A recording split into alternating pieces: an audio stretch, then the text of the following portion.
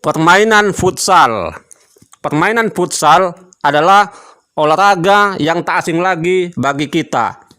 Permainan futsal mulai populer di Indonesia sejak awal tahun 2000-an. Di zaman Orde Baru, permainan futsal di Indonesia nyaris tidak pernah kedengaran, apalagi sampai dimainkan. Organisasi futsal di Indonesia dibentuk pada tanggal 14 Juni tahun 2014 dengan ketua umumnya Haritanu Sudibjo.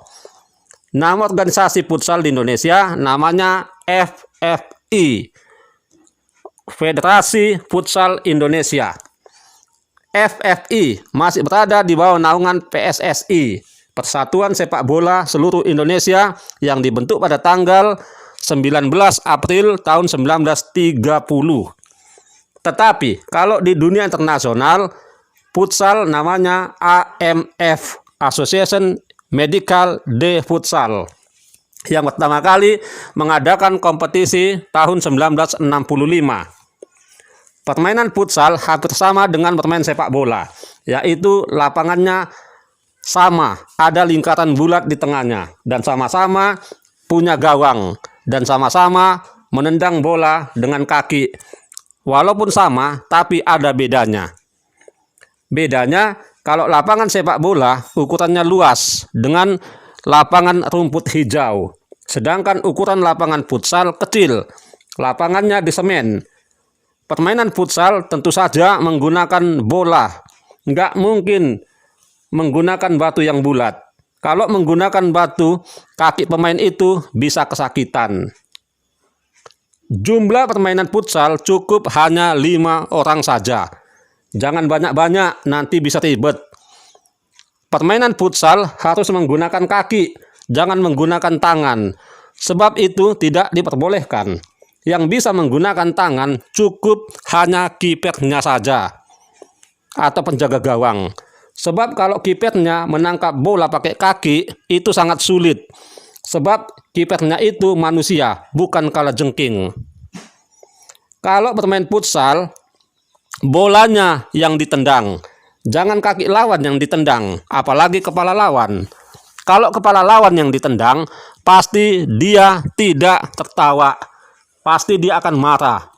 Tidak menutup kemungkinan dia akan membalas menendang kepala lawannya lagi.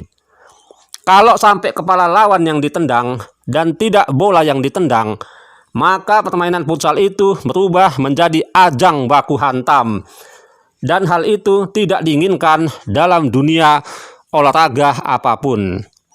Agar tidak terjadi kekacauan, ya sportiflah dalam bermain futsal. Bolanya yang ditendang, jangan kepala lawan yang ditendang. Para pemain dilarang keras menekel atau menjegal kaki lawannya hingga jatuh. Karena kalau lawannya ditekel hingga jatuh, akibatnya sangat berbahaya. Karena lapangan futsal itu di semen. Beda dengan lapangan sepak bola yang menggunakan lapangan rumput. Tujuan bermain futsal juga mencetak gol sebanyak-banyaknya ke gawang lawan. Bukan ke gawangnya sendiri mencetak gol. Kalau dia mencetak gol ke gawangnya sendiri, itu namanya gol bunuh diri. Dalam permainan futsal dan sepak bola, gol bunuh diri sangat dibenci oleh pendukungnya.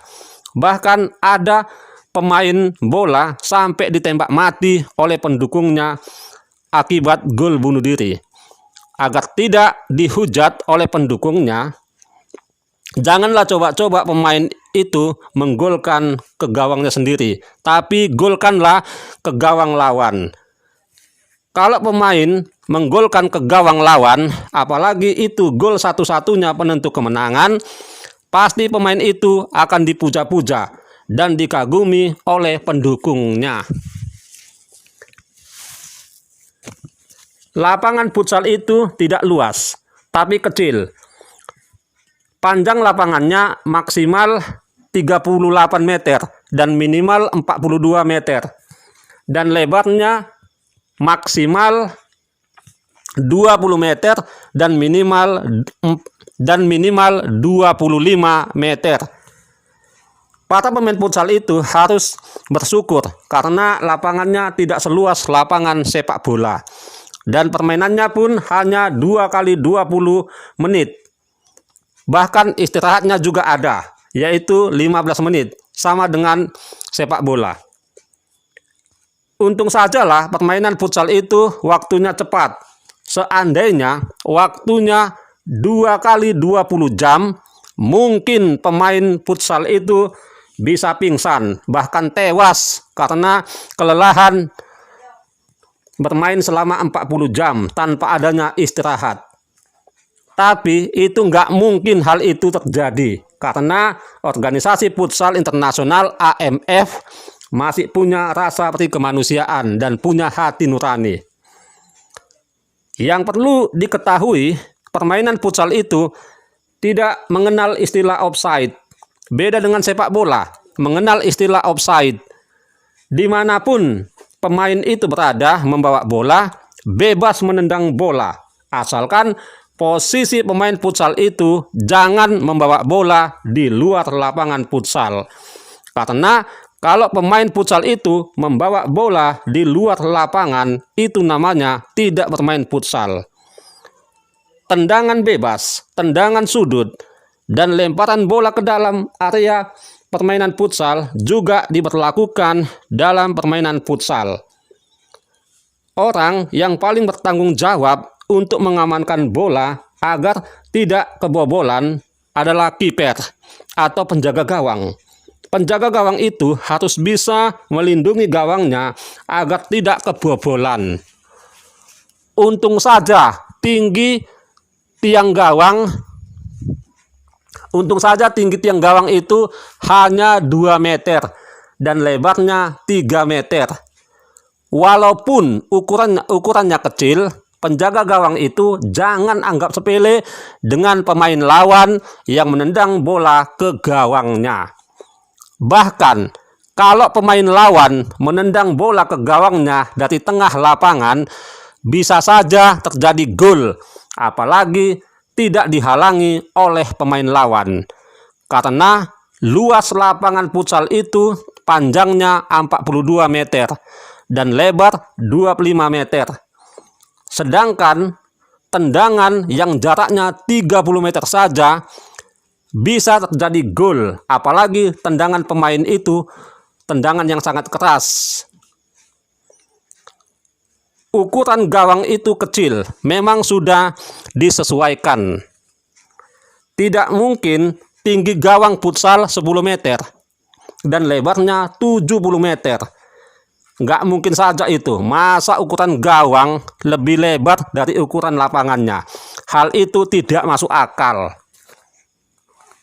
Permainan futsal juga dipimpin oleh wasit, bukan dipimpin oleh gaban, apalagi dipimpin oleh Spiderman. Wasit harus tegas dalam memimpin pertandingan, harus adil, jangan pilih kasih dan memihak kepada satu tim, tapi harus adil dengan kedua tim yang bertanding. Yang namanya sogok menyogok dalam pertandingan apapun harus dilupakan oleh wasit.